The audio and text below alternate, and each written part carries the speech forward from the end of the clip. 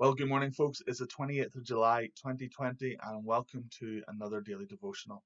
This morning I was in Mark chapter 14, and verse 38 is what really struck out to me.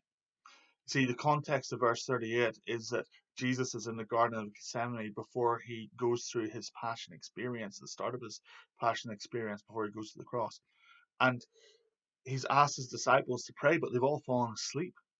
And so he comes halfway through verse 37, and verse 37 says, and he came and he found them sleeping, and he said to Peter, Simon, are you asleep?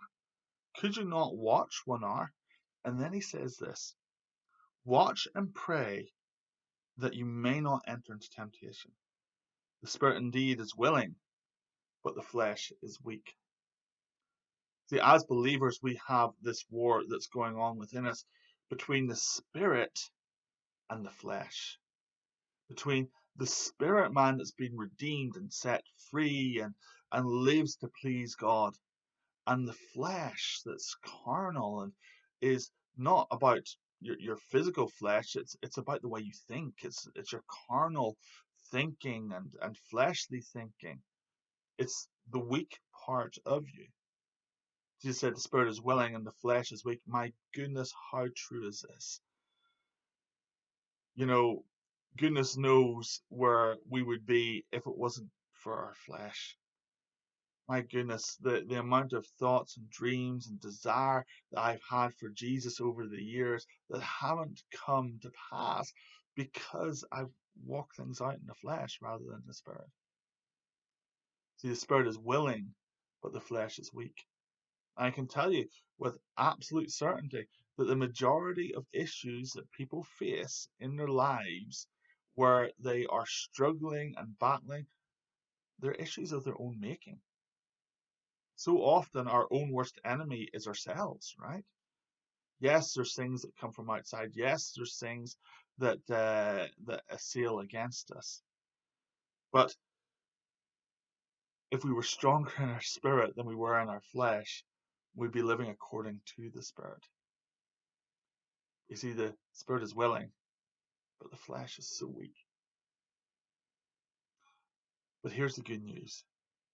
The good news is that in Christ, you have a whole new identity. In Christ, you are a new creation. The old is gone, the new has come. And so we live according to the Spirit to please the Spirit, to please God, to please Jesus, and not according to the flesh. And sometimes whenever the flesh does rise up and we fall asleep in prayer meetings like Peter did, you know what? Jesus looks at our heart. He saw Peter's willingness. He saw Peter's willingness to pray, but he saw that the flesh was weak and he fell asleep. I mean, goodness knows the amount of spiritual oppression that was taking place in Gethsemane at the time, so you can kind of understand where it was coming from. But Jesus says this, he says, be watchful, watch and pray that you do not enter temptation. So often we can avoid temptation if we can just see it coming. It's like the old dieting trick, right? You know, if you want to lose weight and you know you like biscuits, don't have any biscuits in the house.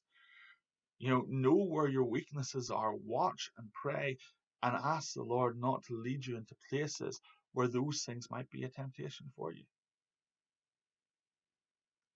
And so I want to encourage you today, because Paul talks about this in Romans chapter 7.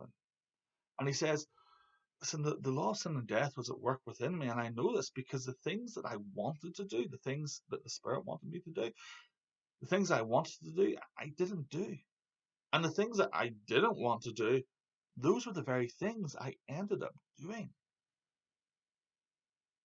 But then he goes on and says this, and we can all identify with that. Thanks be to God, who through Christ has set us free.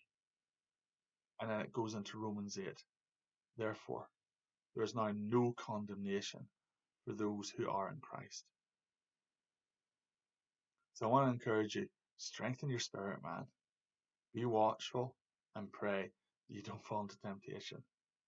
Because the spirit is willing, the flesh is weak. but in Christ there's no condemnation. Hey, bless you. Have a great day, guys.